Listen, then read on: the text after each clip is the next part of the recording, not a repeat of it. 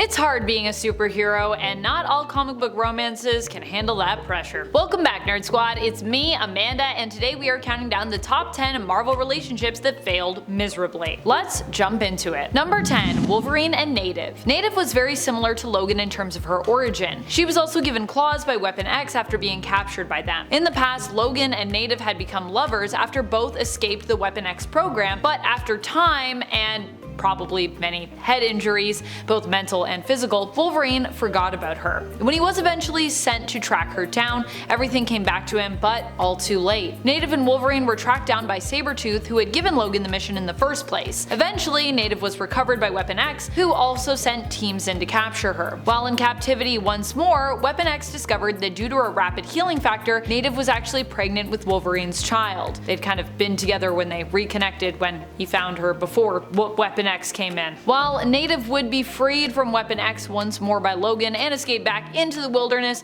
Sabretooth would end up tracking them both down, defeating Wolverine so that he could kill Native, which he believed was in both of their best interests. Needless to say, Logan felt very different about that. And friends, before we move on to our next spot on this list, if you love what we do here at Top 10 Nerd, why not let us know that you love when we talk about these tragic romances by giving this video a thumbs up. Number 9. Human Torch and Crystal. Honestly, a relationship that a lot of folks love, but that tragically did not end so well for those involved. However, they still had a lot of happy times, so it's no surprise that this one gets revisited quite a bit in the comics. Just because they had some good times though, doesn't mean that they had a smooth breakup. Crystal ended up leaving Earth because she couldn't stand the atmosphere and all the pollution. When she went home, however, she met Quicksilver and ended up breaking up with Johnny to be with Pietro after she fell in love with him. That relationship would also end up not being amazing for Crystal, but that's a story for another time. Johnny was heartbroken after the breakup, and I think for him, Crystal has always kind of been that one that got away. Number 8. Iron Man and Joanna Nivena. This relationship actually ended up being a pretty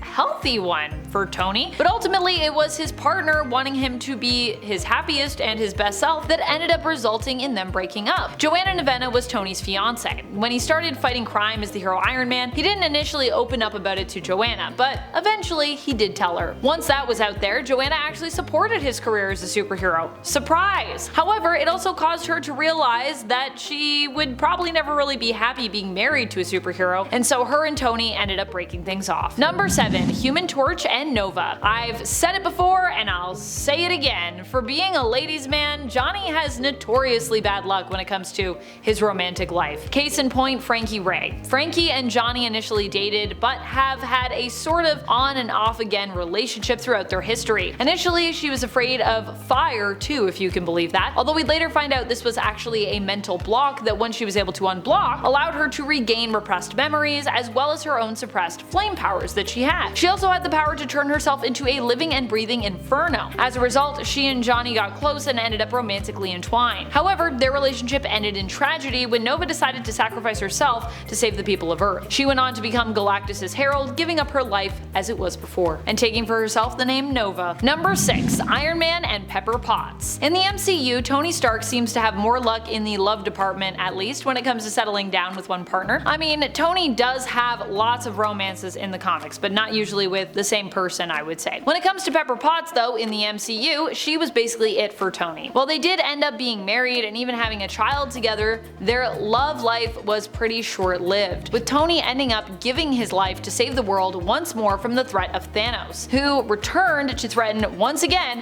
half of all life in the universe. Number 5. Wolverine and Jean Grey. Wolverine has had one of the most tragic romantic histories of any character in the comics. Usually the women he loves end up dead, and Jean is no exception. While she is super powerful, this hasn't stopped her from dying multiple times, and even when she is alive, she is often out of reach for Wolverine. The two share an admiration and respect for one another, but it's also been made abundantly clear throughout their history that they will never really get to end up with one another. Wolverine either is left struggling with the unrequited nature of his love for Jean, or is left to bury her. However, I will say that while this love story has failed multiple times over, there is a glimmer of hope for Logan and Jeannie. During the Krakoan era, they lived on the the blue area of the moon in the summer house together, where Jean's room was in the middle between two adjoining rooms, one belonging to Scott Summers, Cyclops, often her husband in the comics, and one belonging to Wolverine himself, her often forbidden love, who also lived there with the Summers family. So there might be hope for them yet, if not as a couple, then maybe as a throuple? Number 4. Mystique and Azazel. While the love affair might have been rewarding in its own way for Mystique and Azazel at the time, the fact remains that it resulted in disaster for baby Nightcrawler, their son. And also, actually, I would say Mystique was pretty broken up by this one. Mystique also ended up being literally chased by an angry mob because of the appearance of her newborn babe, who like her was a mutant and who like her was also blue. Mystique was married at the time that she and Azazel got together. Tragically for her as well, Azazel left her and basically said to just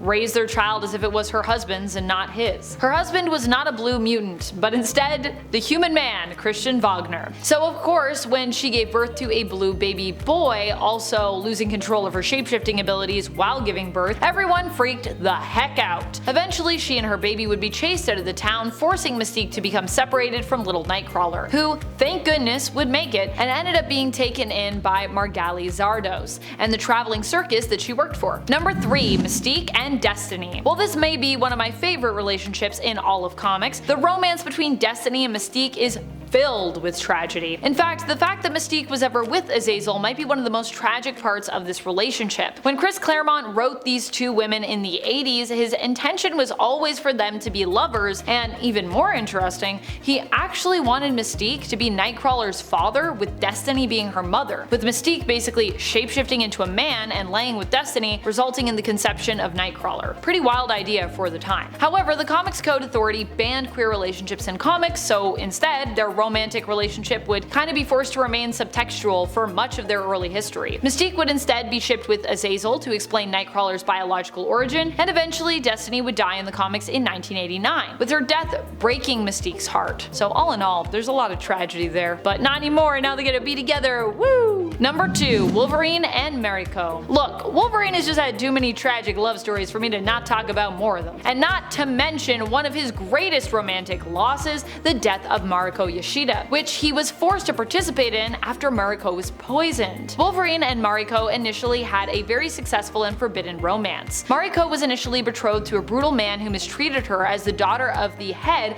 of Clan Yashida, a criminal organization. However, after her father's death, she is able to become the head of that organization and make some changes. She initially was going to marry Wolverine, but their wedding got called off after Mariko decided she wanted to cleanse Clan Yashida of its criminal ties. It was during this time that an assassination attempt was made on her life and succeeded, with her being poisoned and begging Wolverine to end it so that she wouldn't suffer from the poison. Number 1. Hawkeye and Moonstone. This relationship almost ended with the end of the world. Moonstone is Carla Sofin, a psychiatrist who enjoyed using her knowledge of psychology to torment and manipulate her patients. She would end up acquiring a powerful stone known as the Moonstone, which gave her both her name and her powers as a villain. However, she also was on the Thunderbolts team, initially posing as heroes but really villains under Baron Zemo. But after being exposed, she actually decided to stick around and attempt to become a hero for real under the leadership of Hawkeye. The two ended up in a romantic relationship, but when Project Liberator went wrong, overloading Carla with apocalyptic power, Hawkeye was forced to defeat her to save the Earth, ending their relationship. Now, he didn't want to have to use force against Carla, but simply she was overwhelmed at the time and she just could not be swayed by his words, so Hawkeye had no choice. All in all, I feel like they both kind of feel like they failed in that relationship. That's about it. Until next time, you stay nerdy, YouTube.